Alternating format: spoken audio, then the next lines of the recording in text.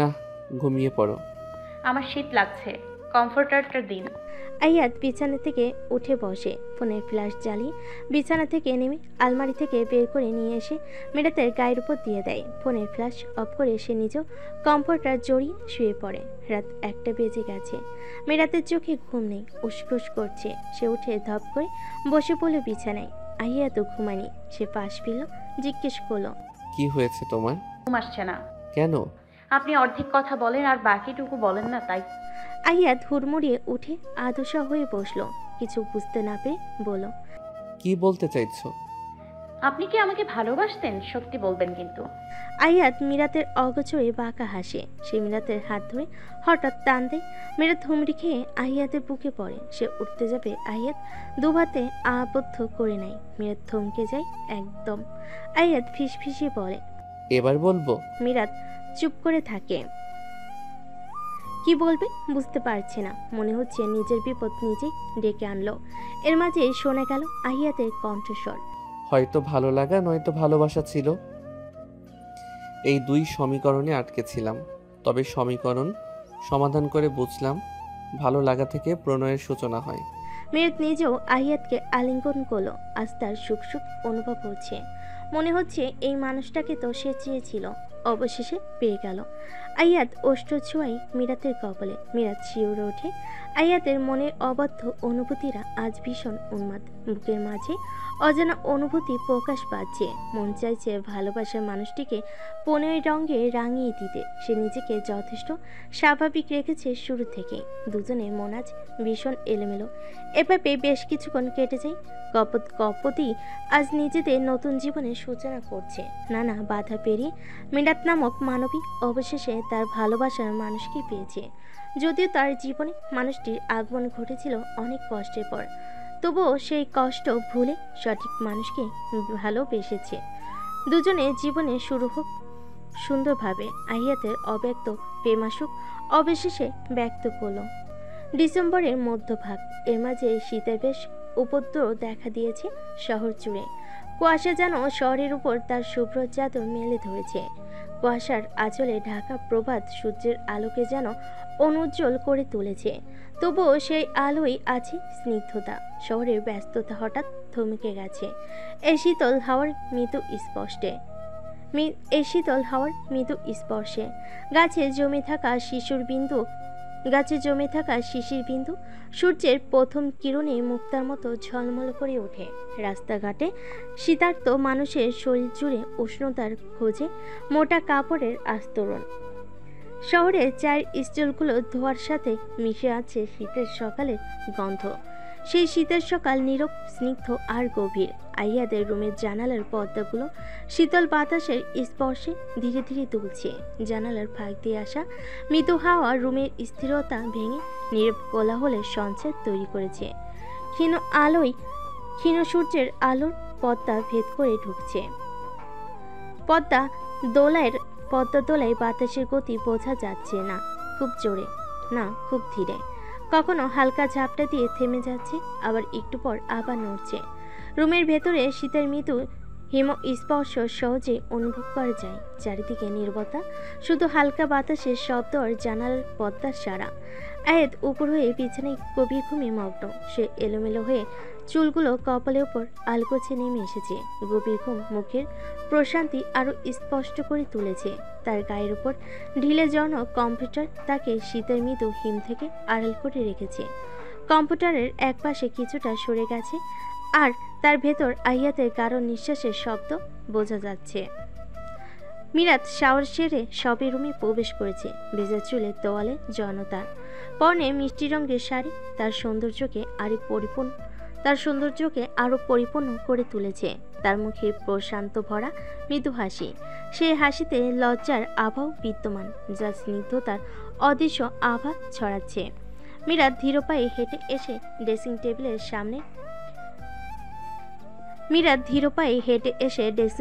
সামনে দাঁড়ালো।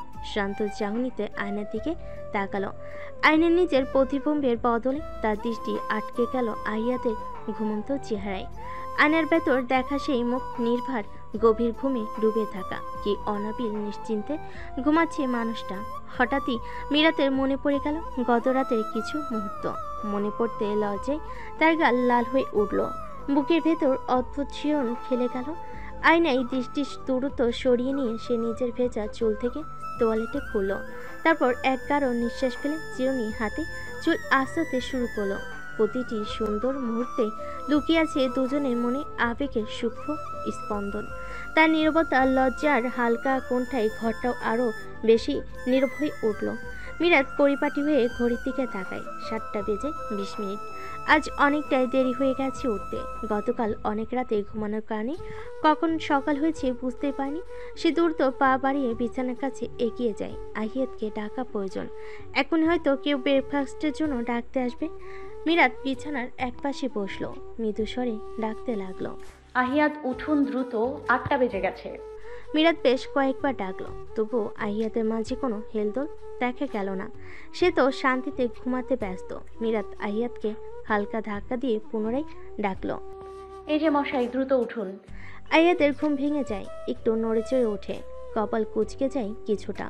চোখ বন্ধ করেই ঘুম জড়ানো কণ্ঠে বলে ওঠে, প্লিজ মিরাত, ঘুমাতে দাও। এমনিও রাতে ঘুম হয়নি আমার।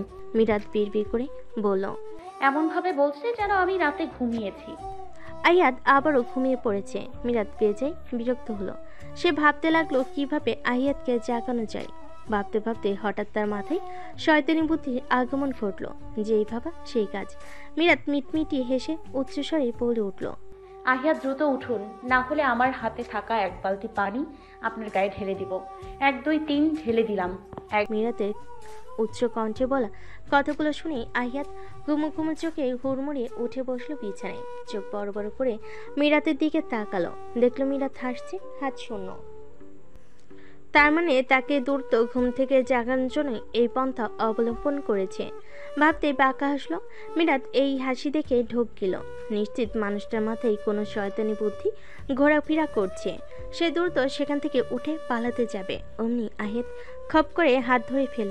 হ্যাসকা টান দিয়ে দুহাতে আবদ্ধ করে নিল মিরাতকে। মিরাত চমকে গেল একদম। হাত দ্রুত বিট করা শুরু করে দিয়েছে। আহিয়াত মুখ গুজে দেয় মিরাতের চুলে ঘ্রাণ নিতে ব্যস্ত হয়ে পড়ে। তোমার চুলের মন মাতানো সুগন্ধে আমি নিজেকে হারিয়ে ফেলেছি। এই মুহূর্তে নিজেকে আবারও হারিয়ে ফেলতে ইচ্ছে করছে তোমার মাঝে। মিরাতের কানে ভেসে এলো আবেশিত পুরুষালী কণ্ঠস্বর। সেই কণ্ঠে লুকিয়ে আছে ভালোবাসা, মুগ্ধতা। মিরাত কেঁপে ওঠে, কম্পনরত কণ্ঠে বলে, আহিয়াত দ্রুত ফ্রেশ হয়ে নিন। আহিয়াত মিরাতকে ছেড়ে দেয়। সে বুঝতে পেরেছে মিরাত ভীষণ লজ্জা পাচ্ছে। এই কারণে তাকে বুঝতে না দিয়ে উক্ত কথা বলে স্বাভাবিক রাখতে চাইছে নিজেকে। মিরাত ছাড়া পেয়ে বিছানা ছেড়ে দাঁড়িয়ে যায়। মনে হচ্ছে হাঁপ ছেড়ে বাঁচল। দীর্ঘশ্বাস টেনে তাকাই আহিয়াতের দিকে। আহিয়াত নিজেও বিছানা থেকে উঠে দাঁড়ায়।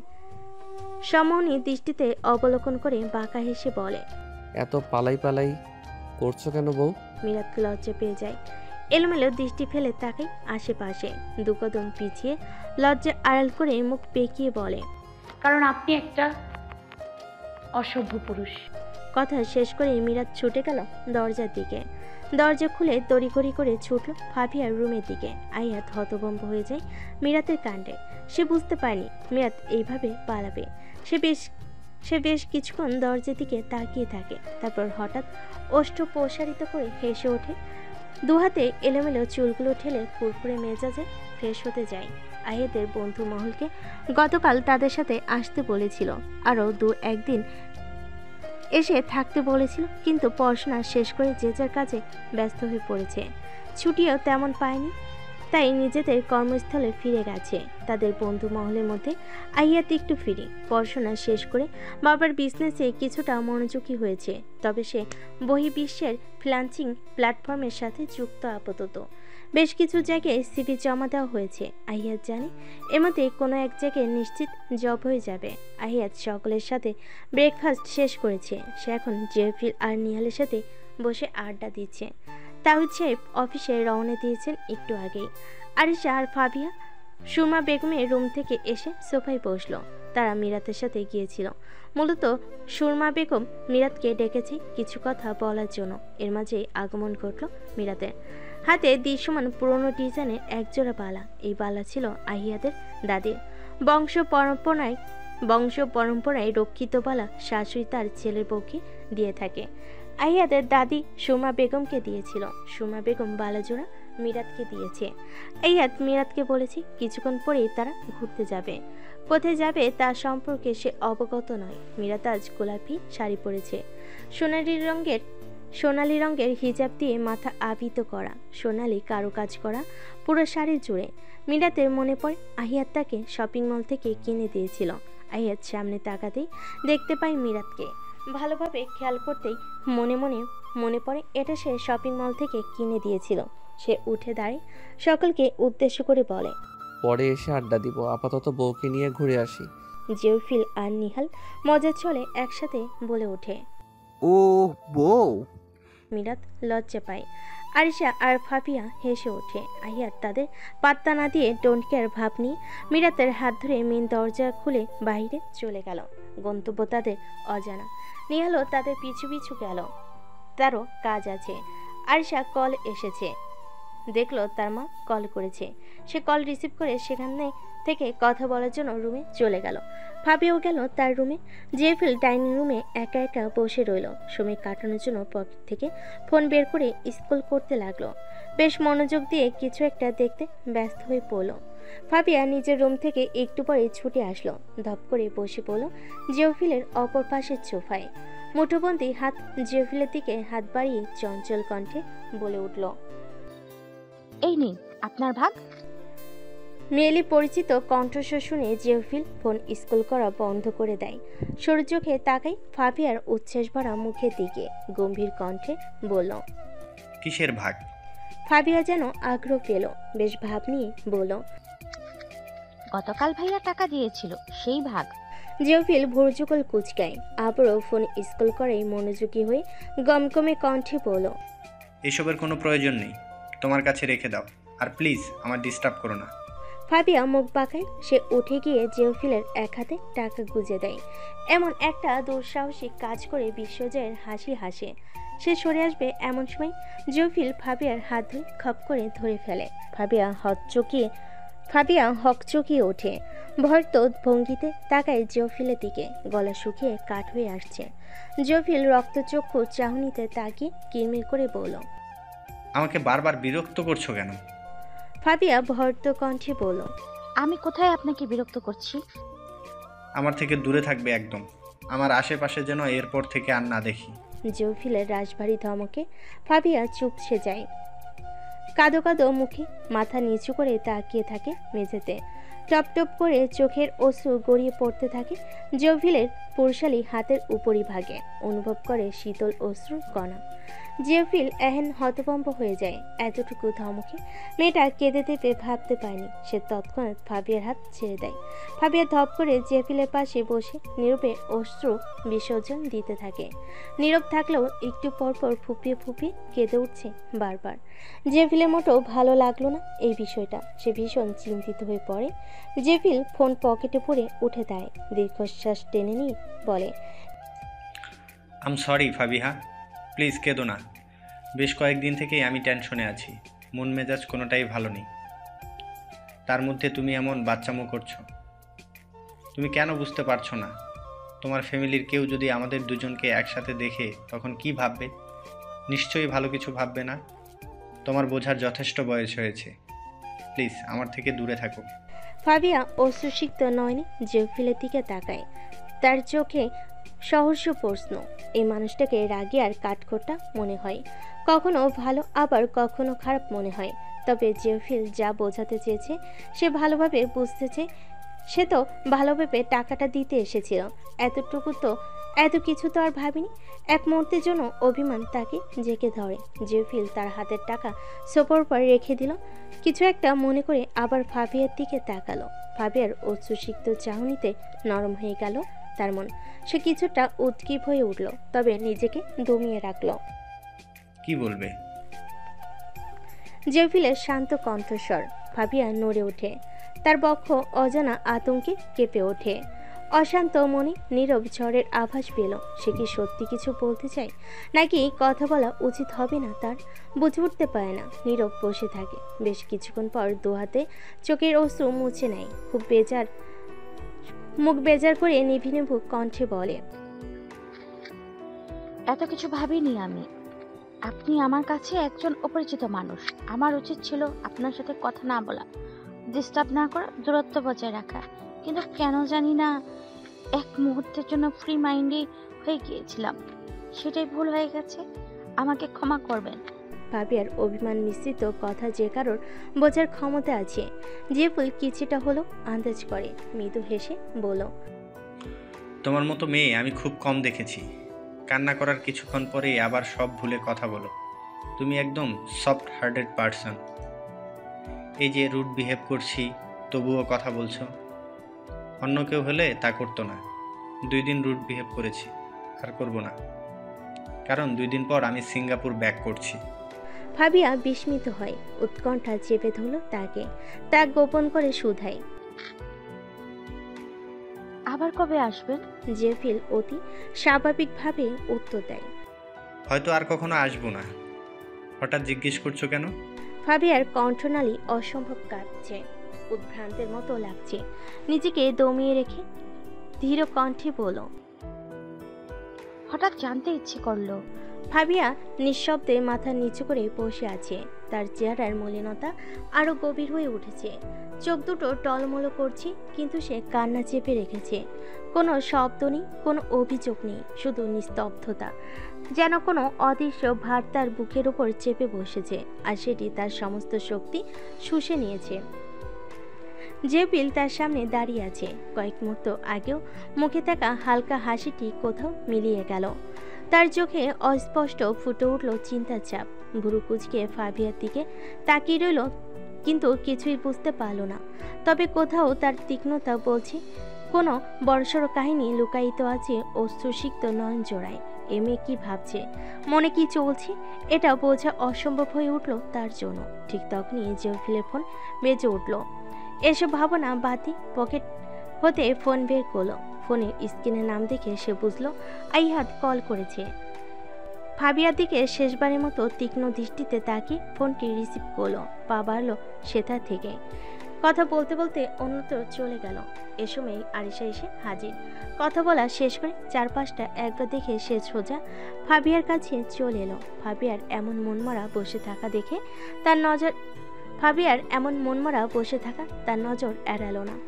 আরিশা সরব ভঙ্গিতে উদ্বিগ্ন স্বরে জানতে চাইল, কি হয়েছে তোর? এমন চুপচাপ বসে আছিস কেন?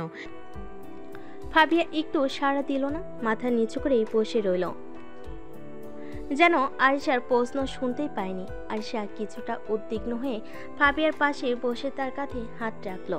আরিশা এবার নরম স্বরে জিজ্ঞেস করলো, কি হয়েছে বলতো? ভাইয়ার ফ্রেন্ডদের সঙ্গে আবার ঝগড়া করেছিস নাকি? ফাবিয়া ধীর গতিতে মাথা তোল। তার চোখে জমানো জল আর মুখের বিষণ্ণতা স্পষ্ট হয়ে উঠল। মৃদু স্বরে বলল, তেমন কিছু না। কিছু না মানে? মনে হচ্ছে কিছু একটা হয়েছে। জফিল ভাইয়া কিছু বলেছে? ফাবিয়া কিছু বলতে গিয়েও থেমে গেল, আবারও মাথা নিচু করলো। আরিশা গভীরভাবে ফাবিয়ার মুখের দিকে তাকালো। কয়েক মুহূর্ত চুপ থেকে সে হঠাৎ বলল, আচ্ছা, তুই নিজে এভাবে কষ্ট দিচ্ছিস কেন? আমাকে তো বলতে পারিস কি হয়েছে। বললে হয়তো কিছু সাহায্য করতে পারি। ফাবিয়ার চোখে মুখে দ্বিধার ছাপ দেখা দিল। কয়েক সেকেন্ড নীরব থেকে সে দীর্ঘশ্বাস ছেড়ে বলল, জীবনটা এত জটিল কেন আরু আপু? আরিশা অবাক হয়ে জিজ্ঞেস করলো, কি নিয়ে বলছিস? ফাবিয়া মলিন মুখে বসে রইল। তার চোখ জোড়া ভিজে উঠেছে। কিছু বলতে চায় না, এমনকি কারোর সামনে নিজেকে প্রকাশ করার শক্তিটুকু নেই এই মুহূর্তে। আরিশার কাছে এসে ধীর কণ্ঠে বলল, কি হয়েছে তোর? এমন নিস্তব্ধ হয়ে বসে আছিস কেন? ফাবিয়া ধীর গলায় উত্তর দিল, তেমন কিছু না, ভালো লাগছে না।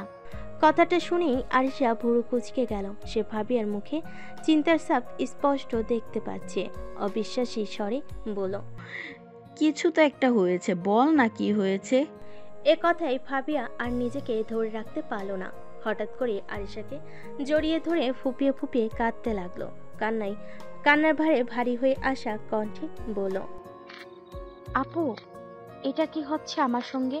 হঠাৎ করে কাউকে ভালো লাগা, লুকিয়ে দেখা, কোনো অজুহাতে একটু কথা বলা, আর তার একটু রুড কথায় বাচ্চার মতো কেঁদে ফেলা। উনি যদি চলে যাওয়ার কথা বলে তখন কেন চিৎকার করে কাঁদতে ইচ্ছে করে। আগে তো এমন ছিলাম না আমি। মা বাবা কত বকা দিয়েছে, ভাইয়ের কড়া শাসন শুনেছি, কিন্তু কখনো এমন করে ভেঙে পড়িনি। অথচ কাল তিনি একটু রুড বিহেভ করতে বুকের মধ্যে কেমন যেন কষ্ট হচ্ছিল। এটা কি আপু? একদিনের পরিচয় কি ভালোবাসা সম্ভব? আরিশা হতবাক হয়ে গেল। কিছুক্ষণ তার চেহারায় বিস্ময়ের ছাপ ফুটে রইল। গভীর সতর্কতার সহিত বলল, হঠাৎ করে কারো প্রতি ভালো লাগা স্বাভাবিক, কিন্তু ভালোবাসা সেটা নিশ্চিত হওয়ার জন্য সময় লাগে। তুই কার কথা বলছিস? ফাবিয়া মিয়ে যাও কণ্ঠে বলল। জাহেফিল। আরিশার চোখে বিস্ফোরিত হলো। তীব্র কণ্ঠে অবিশ্বাস ঢেলে বলল, জওফিল, তুই কি পাগল হয়েছিস? মাত্র কয়দিনের পরিচয়ে এতটা সিরিয়াস হয়ে গেছিস? ফাবিয়া ধীরে মাথা নেড়ে বলল, জানি না আপু, কিন্তু এমনটাই হয়ে গেল। কাল থেকে আমি তাকে লুকিয়ে লুকিয়ে দেখছি। নিজের মধ্যেও অদ্ভুত পরিবর্তন টের পাচ্ছি। সারা রাত তার কথা ভেবেছি, সকাল থেকে কতবার তাকে দেখেছি, অথচ কিচ্ছু বলার সাহস পাইনি। এটা ভালো লাগা হতে পারে, কিন্তু জাহেফেল তো 2 দিন পর সিঙ্গাপুর চলে যাবে। এরপর হয়তো আর কখনো দেখা হবে না। এসব ভেবে কেন জানি বুকটা ভার হয়ে আসছে। আরিশা ফারিয়ার কাঁধে হাত রেখে বলল, দেখ, শান্ত হ। উনি চলে গেলে সব ঠিক হয়ে যাবে। তুই এখন যে অনুভূতিগুলো নিয়ে দিশেহারা, সেগুলো ক্ষণিকের। কিছুদিন পর ঠিক হয়ে যাবে। ফারিয়া কান্না থামালেও তার মুখে গভীর বিষাদের ছাপ রয়ে গেল। মলিন স্বরে বলল, তোমার কথা যেন সত্যি হয় আপু। আমি জানি একতরফা ভালোবাসা কতটা যন্ত্রণার। জাহেফিলের চোখে আমি সেই কষ্ট দেখেছি। আমি কখনো সেই দহনে পড়তে চাই না। আমি কষ্ট পেতে চাই না। ফারিসা চুপ করে রইল। কি বলবে বুঝে উঠতে পারল না। শুধু ফাবিয়ার পিঠে হাত বুলিয়ে তাকে শান্ত করার চেষ্টা করতে লাগলো। জেওফিল কথা শেষ করে ডাইনিং রুমে ঢুকে তাদের কথোপকথন শুনে ফেল। সে অবিশ্বাসের চোখে ফাবিয়ার দিকে তাকিয়ে রইল। তার মনে ভারী দীর্ঘশ্বাস নেমে এলো। নিজের মাঝে অস্বস্তি ভাব অনুভব করলো। তবে কি সে এটাই ভয় পাচ্ছিল? হয়তো। নিজেকে স্থির করে আপন মনে হতাশা মিশ্রিত কণ্ঠে আওড়ালো, একতরফা ভালোবাসার জালে নিজেকে বেঁধো না মেয়ে। তবে কেবল তুমি নিজেই পূর্বে কিছুই পাবে না। না পাবে ভালোবাসা, না পাবে শান্তি। তার ঠোঁটে তাচ্ছিলের হাসি ফুটলো। আবারও বিড়বিড় করে বলল, অদ্ভুত নিয়তি তোমার ফাবিহা। যে একতরফা ভালোবাসায় নিজেকে জড়াতে চাইছিলে না, তাতেই আজ ডুবে যাচ্ছ। আর আমি, যাকে তুমি ভালোবাসার যোগ্য মনে করেছ, সে কখনোই সেই সম্পর্কে জড়াবে না। আমি প্রার্থনা করি আমি যেন শুধু তোমার মোহ হয়ে থাকি, কারণ মোহ সময়ের সঙ্গে মিলিয়ে যায়, কিন্তু ভালোবাসা সেটা ছায়ার মতো চিরদিন পিছনে। এই কথাগুলো বলতে বলতে জেওফিল নিঃশব্দে ফ্ল্যাট থেকে বেরিয়ে গেল। ফ্ল্যাট থেকে বের হওয়ার সময় তার মনে এলোমেলো চিন্তার ঝড় বয়ে যাচ্ছে। 2 দিনের পরিচয়, এমন গভীর অনুভূতি কিভাবে জন্মালো এই মেয়ের মনে? ফাবিয়া তো টিনেজ নয়। তবে বিকেলের গোধূলি লগ্ন পেরিয়ে সন্ধ্যা হয়েছে। ধীরে ধীরে রাতের আবার ছড়িয়ে পড়েছে ধরণীতে। পাখিরা তাদের দিনের শেষ গান গেয়ে আকাশকে বিদায় জানিয়ে ফিরে যাচ্ছে তাদের নীড়ে। কুয়াশায় ঢেকে আসছে চারপাশ। শহরের দোকানগুলোতে জ্বালিয়ে দিচ্ছে তাদের সাদা লাইটগুলো। ব্যস্ত শহরে রাস্তার ল্যাম্পপোস্টের হলদেটে আলো আলাদা পরিবেশ তৈরি করেছে। আর হলদেতে ল্যাম্পপোস্টের চারপাশে পোকারা আনাগোনা করছে। শহরের মাঝখানে আহিয়াতের গাড়ি সাঁই শব্দ চলছে। গন্তব্য তাদের বাড়ির দিকে। আজ আহিয়াতের মন বেশ ফুরফুরে। তার হাত দক্ষতার সঙ্গে গাড়ির স্টিয়ারিংয়ের স্থির, কিন্তু তার দৃষ্টি এক ফাঁকে ফাঁকে চলে যাচ্ছে পাশের রমণীর দিকে। মীরাতের মুখে ফুটে উঠছে মিষ্টি হাসি, আর তার হাতে মুঠোবন্দি একগুচ্ছ লাল গোলাপ, যেগুলোর দিকে সে অপলক দৃষ্টিতে তাকিয়ে আছে। তোমার হাতে মুঠোবন্দি লাল গোলাপগুলো কি জানে তুমি তোমার হ্যান্ডসাম বরকে ভুলে গেছো? মীরাতের মুখে একটুখানি লাজুক আভা স্পষ্ট হয়ে উঠল। গোলাপের দিকে চেয়ে থাকা কাজল কালো আখিদয় ধীরে ধীরে উঠে এসে স্থির হলো আহিয়াতের মুখে। লাজুক হেসে প্রত্যুত্তর করলো, হ্যান্ডসাম বরের কথা কি কেউ ভুলতে পারে? আহিয়াত হাসলো, দুষ্টামি করে বলল, তাহলে গোলাপের প্রতি এত মনোযোগ কেন? আমার দিকে তো তাকাচ্ছই না। মীরাত এবার একটু ঠোঁট উল্টে বলল, গোলাপগুলো যে আপনার দেয়া, প্রতিটা গোলাপে আপনার ভালোবাসা মিশে আছে, তাই এতটা মনোযোগ। আর আপনি তো আমার চোখে মনে সবখানে আছেন, আপনার দিকে আলাদা করে তাকানোর প্রয়োজন পড়ে? বাহ, এই কথাগুলো শুনে তো আমি আবার প্রেমে পড়ে যাচ্ছি। মীরাত ভুরু বাঁকিয়ে বলল। আবার প্রেমে পড়েছেন? আয়াত ঠোঁট বাঁকিয়ে হেসে বলল, আজকাল মনে হয় তুমি নামক রমণী শুধু আমার জন্যই পৃথিবীতে এসেছে। মীরাত হেসে বলল, আপনি বেশ রোম্যান্টিক, একদম সাহিত্যিকের মতো কথা বলছেন। এসব কথা বাদ দিয়ে গাড়ি চালানোয় মনোযোগ দিন। আয়াত ঠোঁটের কোণে হাসি রেখে বলল, মনোযোগ তো তোমার দিকে, তোমার থেকে তো চোখ সরাতে পারছি না। গাড়ি চালানো শুধু অভ্যাসের কারণে হয়ে যাচ্ছে, আর তোমাকে পাশে বসে দেখে মনেই হচ্ছে না কোনো কিছু ভুল হতে পারে। মীরাত লাজুক হাসি চেপে মুখ ফিরিয়ে নিল, আবারও গোলাপের দিকে চোখ চলে গেল। দৃষ্টি সেখানে থাকলেও গোলাপের সৌন্দর্য ছাপিয়ে আহিয়াদের কথাগুলো তার মনকে মুগ্ধ করলো। আজকের দিনটা তার জন্য স্মরণীয় থাকবে। দুজনে আজ অনেক সুন্দর সময় কাটিয়েছে। দুজনে হাত ধরে ঘুরে বেরিয়েছে অনেকটা পথ। মীরাত বায়না ধরেছিল ফুচকা খাবে, কিন্তু আহিয়াত এক কথায় না বলে দেয়। এতে সে মন খারাপ করলো। আহিয়াত মন ভালো করার জন্য ফুচকা কিনে নিজ হাতে খাইয়ে দেয় মীরাতকে। মীরাত তো আহিয়াতকে ফুচকা খাইয়ে দিতে গেলে খায় না, অনেক জোরাজোরি করে আহিয়াতকে ফুচকা খাইয়ে দিয়েছিল। হালকা আলোর মধ্যে মীরাতের দৃষ্টি অজান্তে গেল তার বাম হাতে, যেখানে কয়েকটা সোনালী কাচের রেশমি চুড়ি স্তূপাকার হয়ে শোভা পাচ্ছিল। এক একে প্রতিটা চুড়ি আলতোভাবে হাত রাখে সে। আজ আহিয়াতই এগুলো তাকে উপহার দিয়েছিল। আহিয়াতের ফোন ভাইব্রেট হয়। আহিয়াত এক হাতে স্টিয়ারিং ধরে অন্য হাতে প্যান্টের পকেট থেকে ফোন বের করে। তার ফোনে মেসেজ এসেছে। অনাকাঙ্ক্ষিত মেসেজটি দেখে আহিয়াতের ভুরু যুগল কুঁচকে গেল। সে ফোনের লক খুলে চ্যাট করলো সেই মেসেজে। তখনই ফোনে ভেসে উঠল উক্ত মেসেজের বিস্তারিত অংশ, যা দেখে আহিয়াত বিস্মিত হয়ে গেল। University of Dhaka, department of physics, date 15 December 2024 to Ahiyat Simanto. Dear Ahiyat, we are pleased to inform you that you have successfully been selected for the position of lecturer in the Department of Physics at the University of Dhaka. The authorities of the university request you to join the department on 20 December 2024.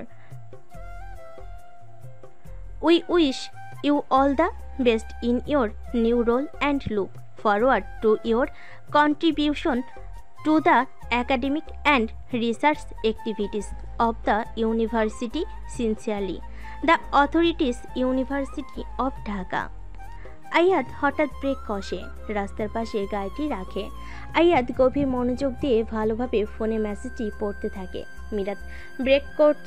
মীরাত break করতেই হকচকিয়ে যায়।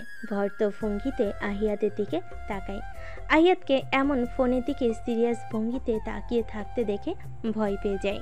অজানা আতঙ্কে কেঁপে ওঠে তার মন। মীরাত বিচলিত হয়ে জিজ্ঞেস করল, আহিয়াত, কি হয়েছে? আপনাকে এমন লাগছে কেন? আর ফোনে কি দেখছেন?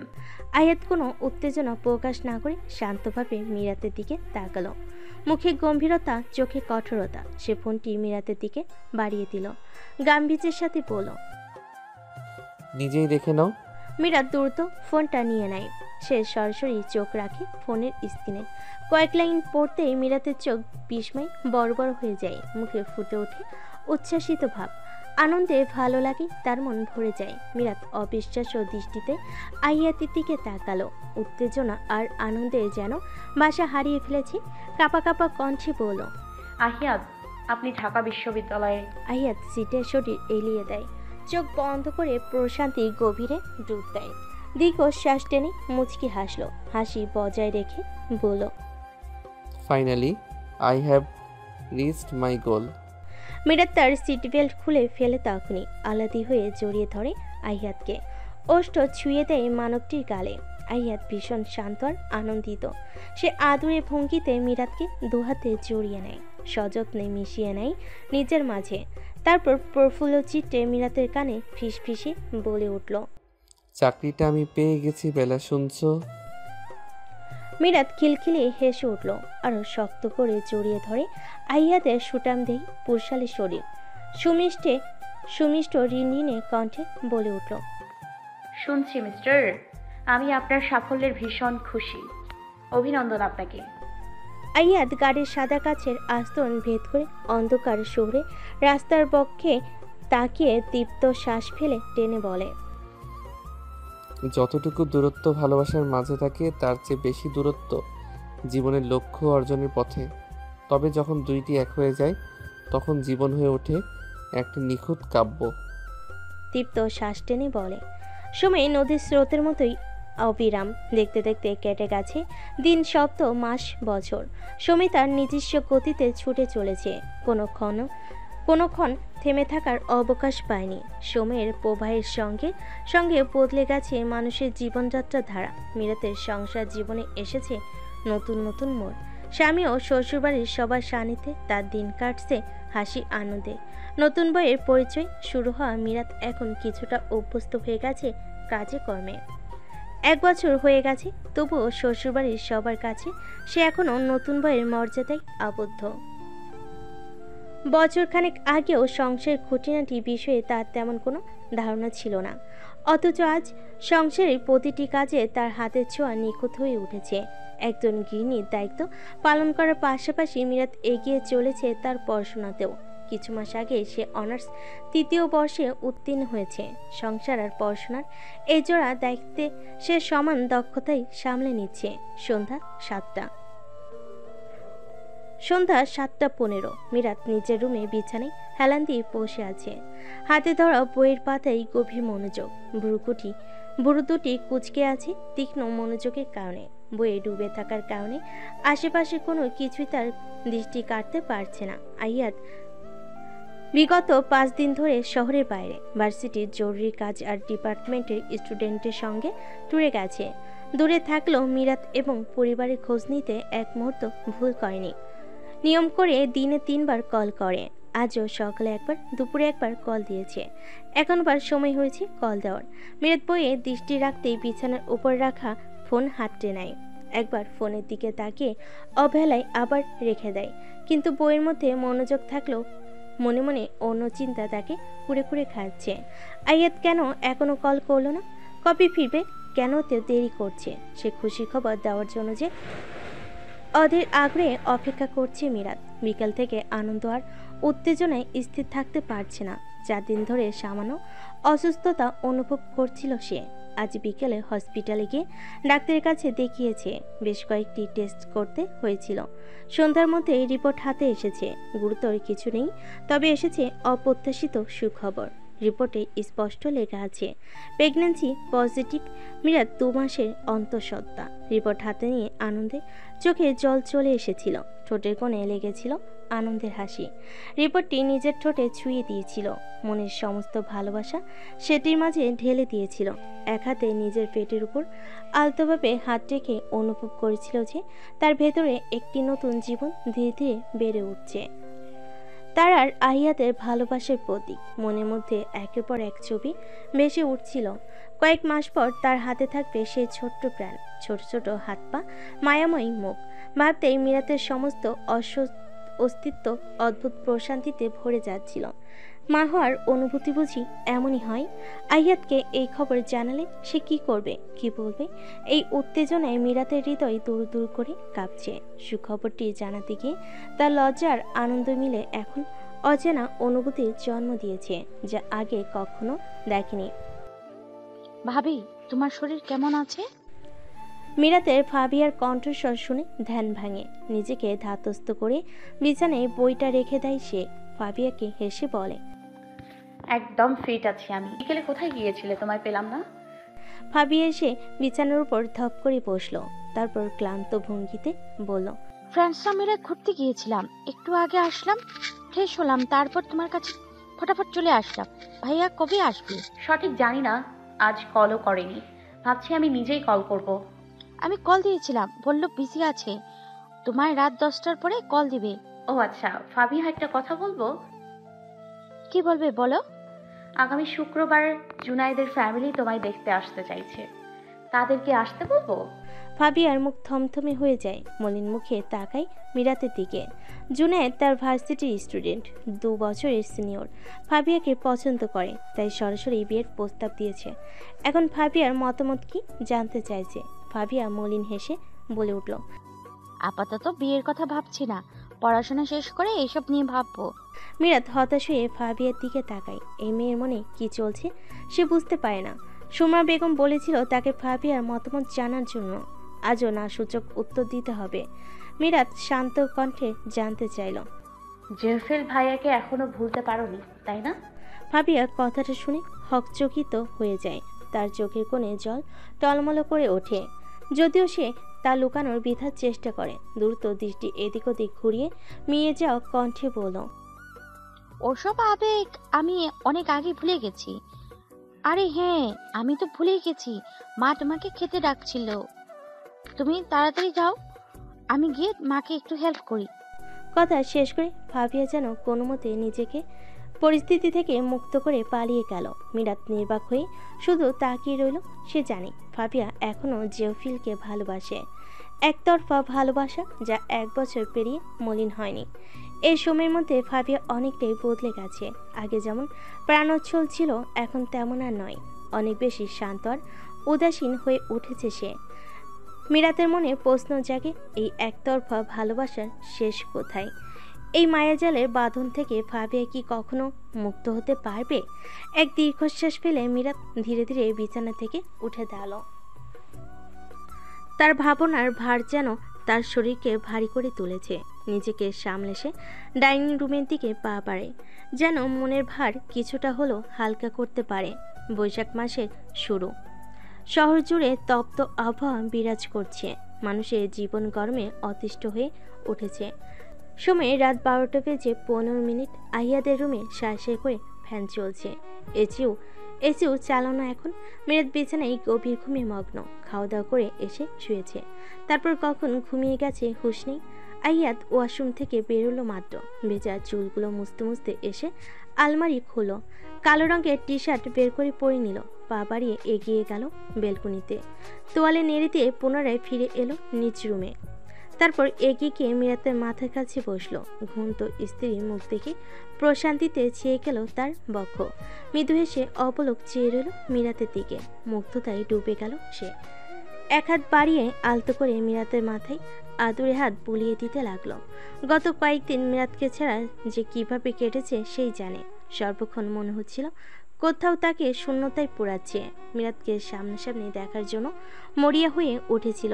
আজ অশান্ত মন তার শান্ত হয়েছে। বেশ খানিকটা সময় এভাবেই কেটে গেল। আইয়াদের চোখে ঘুমের আনাগোনা দেখা দিয়েছে। এতটা পথ জার্নি করে এসেছে, শরীরও ক্লান্ত। এখন ঘুমানো প্রয়োজন। আয়াত একটু ঝুঁকে মিরাতের কপালে মৃদু চুম্বন করে। মিরাত একটু নড়ে চড়ে ওঠে। তার সাড়া দেখে আয়াত হাসলো। আয়াত তখন বিছানা থেকে উঠে দাঁড়ালো। বিছানার একপাশে রাখা কম্ফোর্টার মিরাতের শরীরে জড়িয়ে দিল। সে লাইট অফ করে ঘুমানোর প্রস্তুতি নিচ্ছিল, কিন্তু তখনই চোখ পড়ল বিছানার মাঝ বরাবর একটি বইয়ের উপর। আয়াত কৌতূহল নিয়ে হাত বাড়িয়ে বইটি তুলে নিল। বইয়ের নাম দেখে মনে সন্দেহ জন্ম নিল।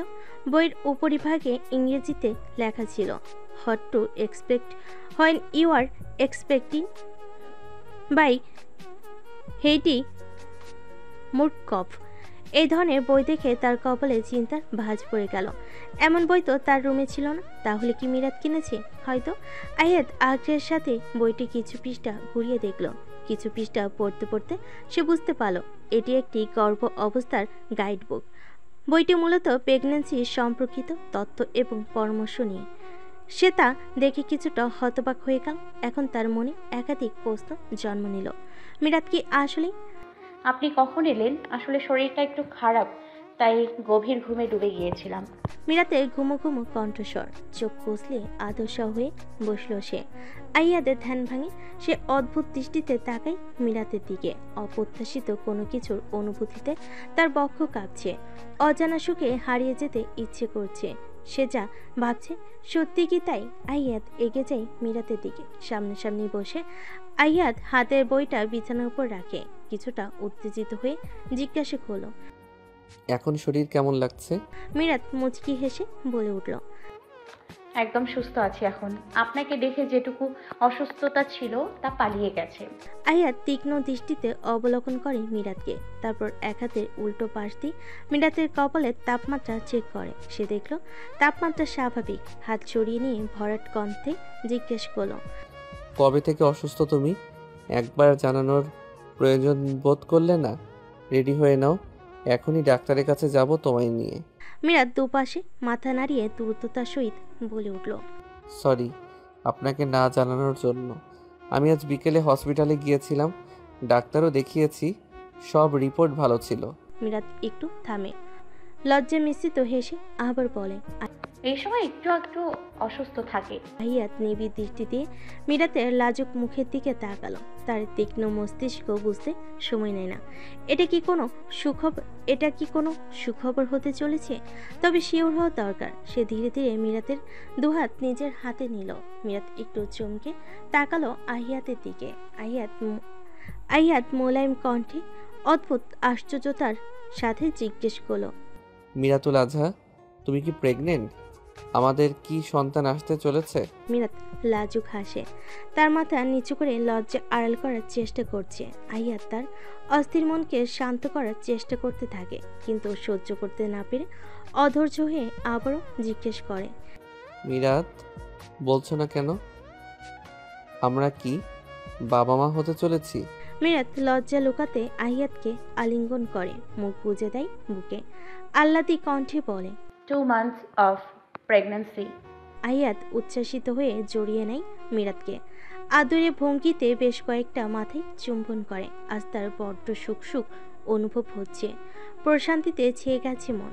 তার মনে হচ্ছে সৃষ্টিকর্তা তাকে পৃথিবীর বড় সুখ দিয়ে দিয়েছে। আমার জীবনের সবচেয়ে বড় সুখবর দেওয়ার জন্য তোমার প্রতি কৃতজ্ঞ মিরাত। জানো, আমাদের সন্তান আসবে ভাবতেই কেমন অদ্ভুত সুখ অনুভূত হচ্ছে। প্রশান্তি আর আনন্দের সাগরে ভাসছি আমি। ভালোবাসি বউজান, ভালোবাসি আমার অনাগত সন্তানকে। আহিয়াত মিরাতকে ছেড়ে দেয়। অশ্রু ভিড় করেছে তার চোখের কোণে। মিরাত তা দেখে উত্তেজিত হয়ে বলল, আপনি কাঁদছেন আহিয়া? আহিয়াত অশ্রুসিক্ত চোখে ঠোঁটদয় এলিয়ে হেসে বলল, বোকা মেয়ে, এটা আমার পরম সুখের কান্না। জানো, এখনই আমার বাচ্চাকে ছুঁয়ে দেখার ইচ্ছে হচ্ছে। ছোট ছোট হাত পা দেহ কত সুন্দর, দু হাতে কোলে নিতে ইচ্ছে করছে, একটু আদর করতে ইচ্ছে করছে। মিরাতের চোখও ভিজে আসে। এই প্রথম মানুষটার চোখে পানি দেখছে। ছেলেরও বুঝি অতি আনন্দে কাঁদে। সে আহিয়াতের মাথায় হাত বুলিয়ে মৃদু হেসে বলে, আর কয়েক মাসের অপেক্ষা মাত্র, তারপর আমরা আমাদের ছোট্ট বাবুকে ছুঁয়ে দেখতে পারবো, আদর করতে পারবো। সকাল থেকেই আহিয়াতের বাড়িতে আনন্দঘন পরিবেশ সৃষ্টি হয়েছে।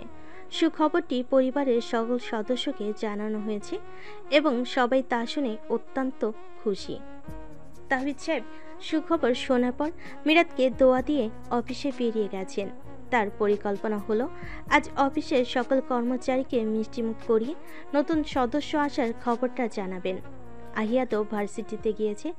তার পক্ষ থেকে কলিগদের মিষ্টিমুখ করানোর আয়োজন। ভাবিয়া আজ ভার্সিটি যায়নি। সকাল থেকে মিরাতের পাশে থাকতে চেয়েছে। তার মন প্রাণ প্রাণবন্ত। আর সে ভীষণ এক্সাইটেড, কারণ সে এবার ফুপি হতে যাচ্ছে। ফোনে ছোট বাচ্চাদের জামা কাপড় জুতা দেখছে। মনে হচ্ছে অন্য দুনিয়ায় ডুবে আছে। সুমা বেগম আজ থেকে মিরাতকে খেয়াল রাখার জন্য পুরো মনোযোগী। খাবার, দুধ, ফল এগুলো নিয়মিত দিতে ছাড়বেন না। বিশেষভাবে মিরাতকে কড়া শাসনে রাখার সিদ্ধান্ত নিয়েছেন তিনি, যেন কোনো রকম অবহেলা না হয়।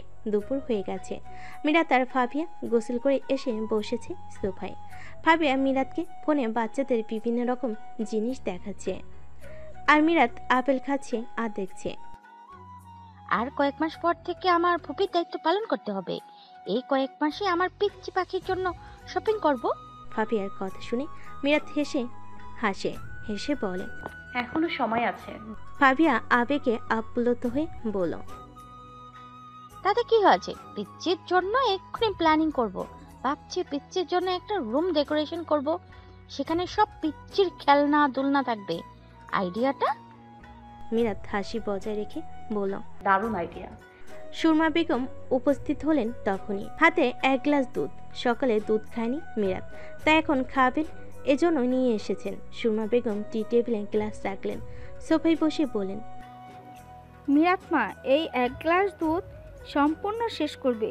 মিরাত গ্লাসটি হাতে নেয়, আস্তে ধীরে খেতে থাকে। ফাবিয়া বলল, মা, আফিয়া আন্টি আর নানু বাড়ির সকলকে জানিয়েছে সুখবর। ও, ফ্ল্যাটের কলিং বেল বাজতেই সুরমা বেগম খুলে দেন গিয়ে। আহিয়াত ক্লান্ত ভঙ্গিতে ভেতরে প্রবেশ করলো, হাতে তার বেশ কয়েকটা ব্যাগ। সে সরাসরি রান্নাঘরে ব্যাগগুলো রাখলো। সুরমা বেগম দরজা আটকে এসে আবারও বসলেন সোফায়। আহিয়াতও এসে ধপ করে বসে পড়ল মিরাতের পাশে। মিরাত দুধ খেয়ে গ্লাস রাখলো টেবিলে। সুরমা বেগম হেসে বললেন, দেখলে মিরাত, আমার ছেলে বাবা হবে এই একদিনেই নিজেকে পরিবর্তন করে ফেলেছে। এই ছেলে কোনো দিন বাজারে যায় না, আর সে তোমার জন্য ফল সবজি কিনে এনেছে। মিরাত লাজুক হাসে। আহিয়াত ভ্রুক্ষেপহীনভাবে বলে, একজন ভালো স্বামী তার স্ত্রীর জন্য সব কিছু করতে প্রস্তুত থাকে, আর একজন বাবা হিসেবেও দায়িত্ব শুরু হয় সন্তানের আগমনের মুহূর্ত থেকেই। সেই দায়িত্বকে যথাসাধ্য পালন করার চেষ্টা করছি। ফাবিয়া আহিয়াতের কথায় সায় দিয়ে বলল, একদম ঠিক বলেছো ভাইয়া। তুমি দেখিয়ে দাও, হাজবেন্ড হিসেবে যেমন পারফেক্ট, তেমন বাবা হিসেবে তুমি সুপার হিরো। সুরমা বেগম উঠে মিরাত আর আহিয়াতের মাথায় হাত বুলিয়ে বলে, দোয়া করি তোমরা দুজন সারা জীবন সুখে থাকো আর আদর্শ বাবা মা হও। একটু থেমে আবারও বলেন, আইহাত, ফ্রেশ হয়ে আসো, আমি খাবার রেডি করছি। কথাটা বলে সুরমা বেগম রান্নাঘরে চলে গেলেন। আহিয়াত আর মিরাতও নিজ রুমে চলে গেল।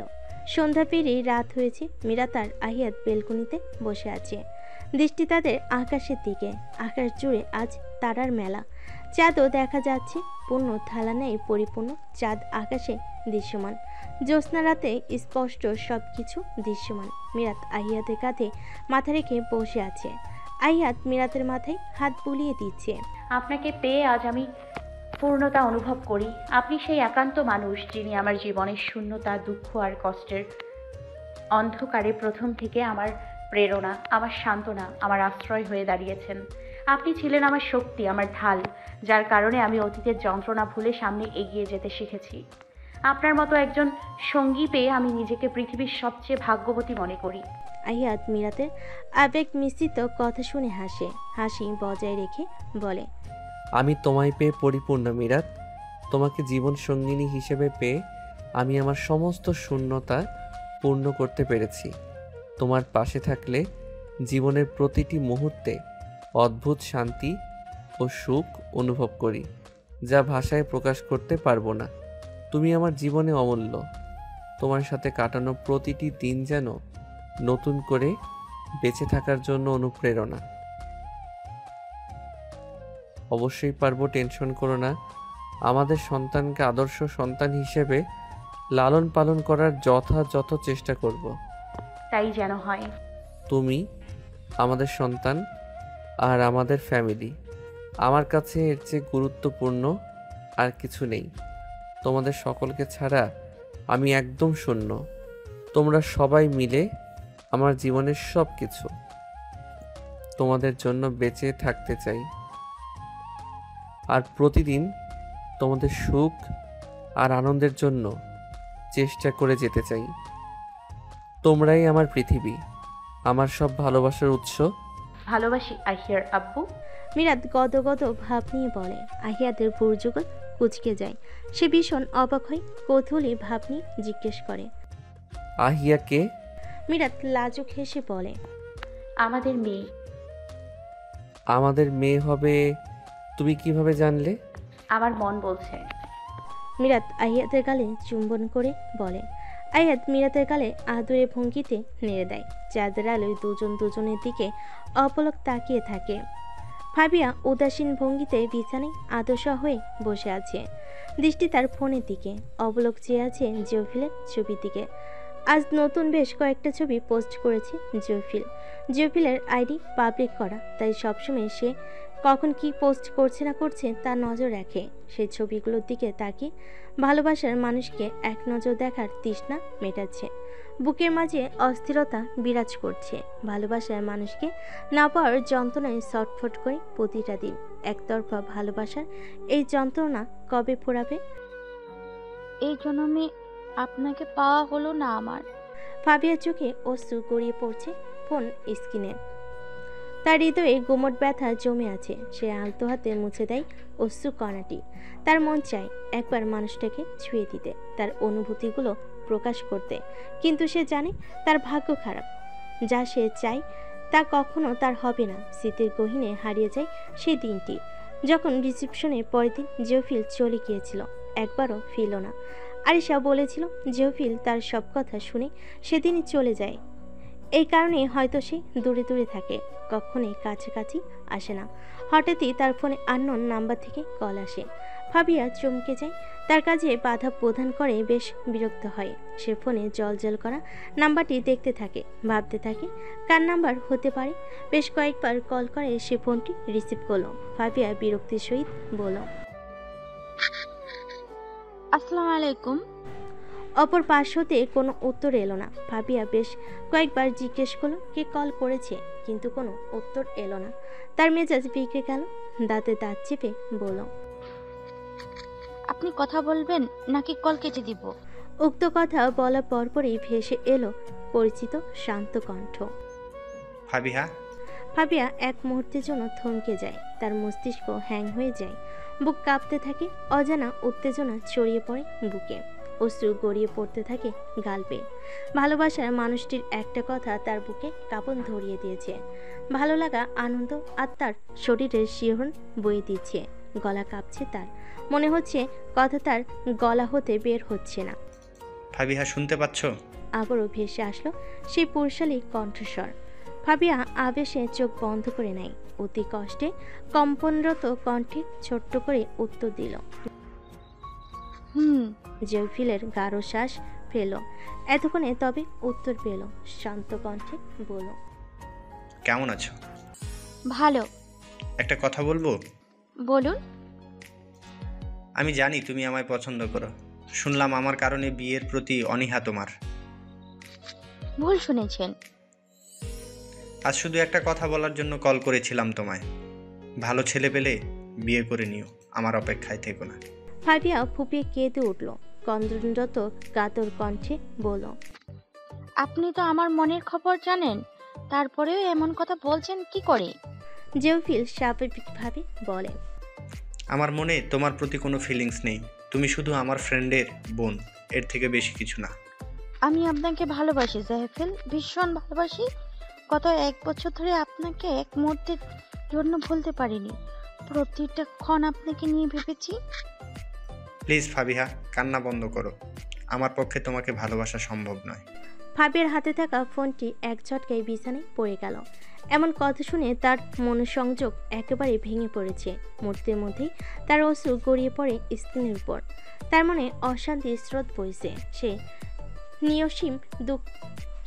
অসীম দুঃখের মাঝে নিজেকে সামলানোর চেষ্টা করে, কিন্তু কোনোভাবেই নিজেকে নিয়ন্ত্রণ করতে পারে না। দুহাতে চুল খামছে। উদ্ভ্রান্তের মতো সে কাঁদতে থাকে। মনে হচ্ছে তার হৃদয়টুকু ছিঁড়ে টুকরো টুকরো হয়ে যাচ্ছে। জাহেফিল, আমি আপনাকে কতটা ভালোবাসি, কেন আমায় বুঝলেন না? আপনি যখন হঠাৎ আমার জীবনে এলেন তখন তো জানতাম না যে আপনি আমার জীবনে সেই অদ্ভুত ভালোবাসা হয়ে উঠবেন যা আমাকে অগণিত রাত দিন কাঁদাবে। একতরফা ভালোবাসার তীব্রতা সহ্য করতে পারছি না। বুকের ভেতর যে আগুন জ্বলছে তা আমি আর সহ্য করতে পারছি না। ফাবিহা তার কণ্ঠে হাঁকানি চিৎকার করে। তার চোখে যে অশ্রু তা যেন বর্ণনা অতীত। প্রতিটি শব্দ তার গলায় এমনভাবে আটকে যাচ্ছে, সে নিজের অনুভূতিগুলোর মাঝে ডুবে যাচ্ছে। এখন ফাবিহার হৃদয় অতীব যন্ত্রণায় ক্ষতবিক্ষত হয়ে গেছে। চোখে জল, বুকের ভেতরে হাহাকার, মনে মহা শূন্যতা। সে চিৎকার করে কাঁদছে। চিৎকারের মাঝেই তার সমস্ত অনুভূতি নির্মমভাবে প্রকাশ পাচ্ছে, কিন্তু কেউ নেই তার হাহাকার শোনার। ফাবিহা চিৎকার করে পাগলের মতো কাঁদতে থাকে। জেওফিল ফোনের অপর পাশ হতে শুনতে থাকে সে চিৎকার, তবে সে নিশ্চুপ, তার কিচ্ছু করার নেই। ফাবিহা এলোমেলো ভঙ্গিতে বিছানায় শুয়ে পড়ে। চিৎকার দিয়ে কাঁদছে সে। তার ভালোবাসার মানুষকে আর পাওয়া হলো না, এখানে সব শেষ। কিন্তু সে কি আসলেই ভুলতে পারবে? হয়তো পারবে না। ইচ্ছে করছে এই নশ্বর পৃথিবী থেকে বিদায় নিতে, আর বাঁচতে ইচ্ছে করছে না। ফাবিয়ার চিৎকার শুনে সুরমা বেগম, আহিয়া তার মিরাত ফাবিয়ার রুমের সামনে আসে। তারা সবাই মিলে দরজা ধাক্কাচ্ছে। উচ্চস্বরে উৎকণ্ঠিত ভঙ্গিতে সবাই বলছে দরজা খুলতে। সেই কথা যেন ফাবিয়ার কানে যাচ্ছে না। সে তো তার ভগ্ন হৃদয়ের আহাজারি শুনতে ব্যস্ত। একতরফা ভালোবাসা কখনো কাউকে ভালো রাখে না, কারণ এটি এক ধরনের আত্মঘাতী অনুভূতি যা কেবল ব্যথা ও হতাশা তৈরি করে। যখন কেউ নিজের সমস্ত ভালোবাসা, সময় এবং মনোযোগ একজনের প্রতি এক পেশে সমর্পণ করে, তখন সে নিজেকে অবজ্ঞার মধ্যে ফেলে দেয়। অন্য পক্ষ থেকে তা কখনোই সমানভাবে প্রতিফলিত হয় না, ফলে ভেতরে গভীর শূন্যতা এবং যন্ত্রণার সৃষ্টি হয়। এমন একতরফা ভালোবাসায় আশা এবং বিশ্বাসের একটি অসম্পূর্ণ সমীরণ থাকে, একটি অসম্পূর্ণ সমীকরণ থাকে, যার কোনো প্রত্যুত্তর বা সাড়া পাওয়া যায় না। এই ধরনের ভালোবাসা ব্যক্তির আত্মবিশ্বাসকে চূর্ণ করে দেয়, মানসিকভাবে তাকে দুর্বল এবং একাকী করে তোলে। এর ফলে কেবল কষ্ট এবং হতাশা নেমে আসে, এবং সেই ভালোবাসা কখনোই পূর্ণতা বা শান্তি এনে দেয় না। প্রকৃত ভালোবাসা হলো যে ভালোবাসা পারস্পরিক, যেখানে দুজনের অনুভূতি একে অপরের সাথে যেখানে দুজনের অনুভূতি একে অপরের সাথে সামঞ্জস্যপূর্ণ। একতরফা ভালোবাসা যেখানে শুধুই আশা এবং প্রচেষ্টা থাকে, সেখানে প্রশ্রয়ের কোনো জায়গা থাকে না, যা মানুষের মন ও হৃদয়কে কখনোই শান্তি বা সুখ দিতে পারে না।